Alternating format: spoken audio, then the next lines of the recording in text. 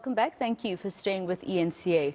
Now, energy expert Adil Nchabeleng says government needs to do more to fix the country's energy crisis or face even more socio-economic consequences. He says this is the only way for the economy to grow and recover from the slowdown caused by the COVID-19 pandemic. Last week, the country experienced power cuts of up to 10 hours a day. For more on this, I am joined by Adil Nchabeleng himself. He's with me here in studio. Thank you very much for coming in to our studio, Mr. Nchabeleng. Just first of all, I realized in your piece that you wrote that you mention government-owned buildings or government buildings, perhaps, that also need to adhere to their word that we need to use electricity sparingly. You'd find that there are buildings, for instance, that are not a 24-hour service, but the lights are on 24 hours. Yeah, the entire infrastructure around the state officials, your key points, your areas whereby you have ministers, your areas where you have premiers, residences, as well as government buildings, are continuously provided, a lot of electricity, most of the time unutilized. There's nobody there. There's just only people who are working and safeguarding the area. So I don't understand why there's so much wasteful expenditure actually directed towards that environment where we should be conserving. ESCOM is calling for conservation of electricity by any means. Yeah. So that call should actually start. The example should be shown from the state's point of view, whereby the state can start becoming the champion as well as the ambassador for reducing the consumption and wastage of electricity. That is why I'm saying that, from even, state presidents, former presidents' houses, and everybody, whoever is benefiting from being subsidized by the state, for the access to electricity and utilization of energy. For instance, there are vehicles. You would find they go to a meeting. In that meeting, they have cars parked and idling and just running for no reason. Petrol utilized. Petrol is part of an energy fuel. Yeah. And nobody thinks about these things, that actually they come down to a cost. Yeah. We know it's security related, but it's not that critical security whereby somebody's life is about to be lost if that car does not run for 3 hours engine while they are waiting for a state official. And I mean, it's a question of practice what you preach, right? Because if they had to talk security, like you're saying, we understand at national key points like your power stations, for instance, that lights need to stay on, especially with the corruption that we've seen at ESCOM. But surely Megawatt Park can't stay on all floors and all departments the whole day. Absolutely. And the conservation of the electricity. Remember, ESCOM is struggling with supply.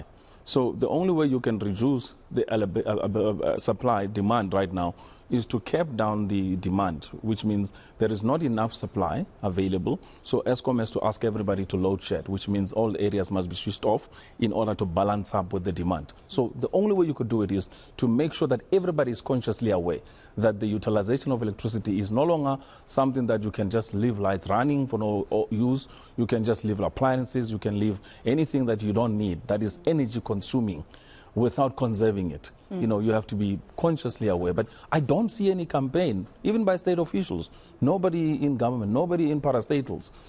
Everything is just utilized and abused and wasted, and we pay for it, as ordinary citizens, because of the taxes as well as the collection of revenue out of the state. And talking about paying for it, I mean, we're hearing about meetings that took place at Stellenbosch with the Reserve Bank governor, the finance minister, and the president, and what have you. A very important, urgent meeting for these austerity measures that they want to impose, for instance, cutting down cabinet, that a lot of South Africans would agree with. We don't need to pay so many people in the executive, but also the possibility that our tax will go up. I mean, it was already tough when they moved it to 15%. Yeah, look, taxes is the only way revenue is collected, and as a result, government must tax its citizens in order to pay up for its budget. But most of the budgets, even under the Auditor General's reports, they always come back with hundreds of billions wasted on fruitless, wasteful expenditure. The key item there, always look at it, whether it's municipality, whether it's state government, all of the state-related entities, there's always an item that goes so high on fruitless, wasted expenditure, which means nobody really cares about the taxes that ordinary citizens are paying for. And at the end of the day, it impacts on our economy because we are unable to, one, budget for ESCOM, put money into ESCOM on budgeting its power plants, because there is no money that needs to be diverted in terms of capital from Treasury towards ESCOM. So those are things that people don't realize, that there is a linkages, and especially at the state level, officials should start becoming ambassadors For one, in terms of change, transformation in the way they articulate themselves on how they live and how they actually practice. Because right now, they don't feel the impact of load shedding, of power cuts, because they are shielded. They don't have to stop at robots for endless minutes or hours.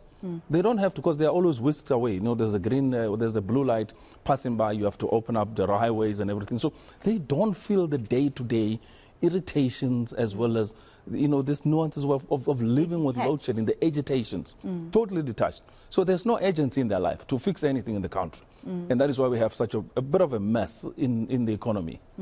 What do you make of the fact that you know, municipalities also have a lot to do with the rot that we see in our country? Not just with Eskom infrastructure, water and sanitation.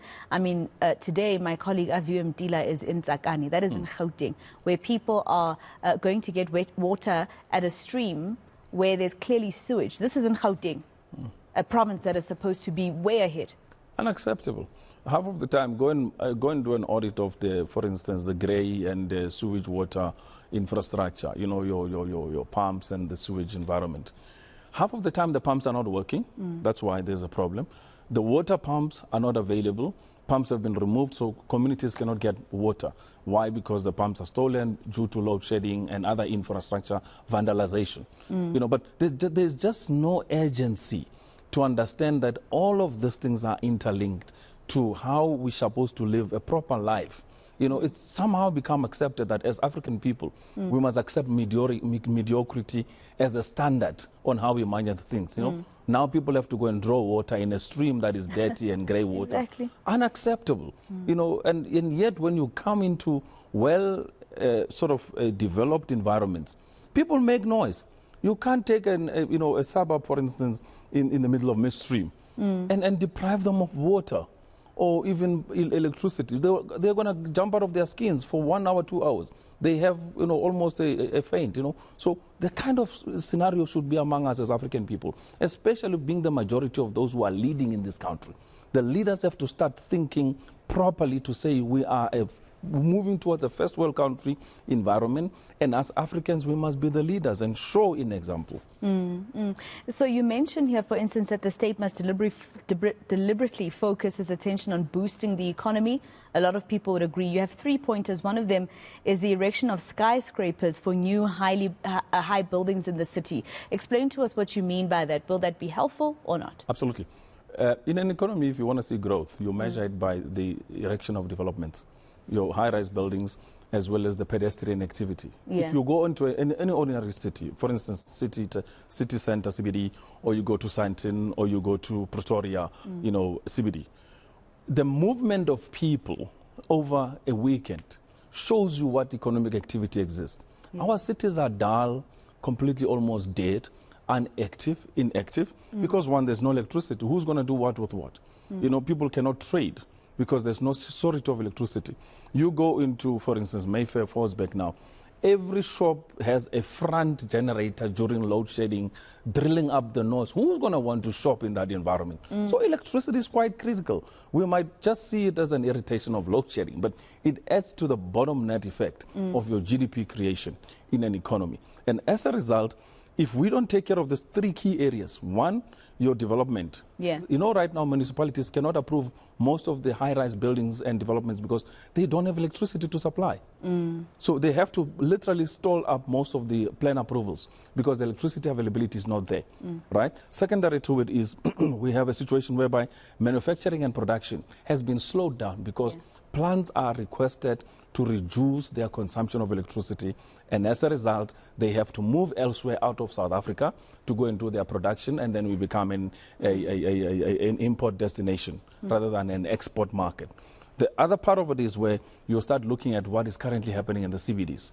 I mean, there's only 4 skyscrapers, there's only 4 cranes in Sandton.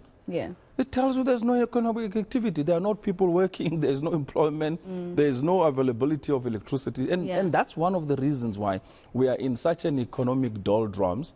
And the only way to do it is to boost it up. Build up mega electricity power generation projects in anything. Solar, wind, all your renewables in terms of bioenergy, biofuel, gas, basically, yeah. bring in coal, bring in nuclear, and then bring in the other battery factor. Well, our only nuclear power station is off at the moment, and it's been off for quite some time. We've been and waiting, there's no deadline as to when it will be fixed. Yes, they keep moving the deadline because obviously we know what happened with the building and construction of our power stations.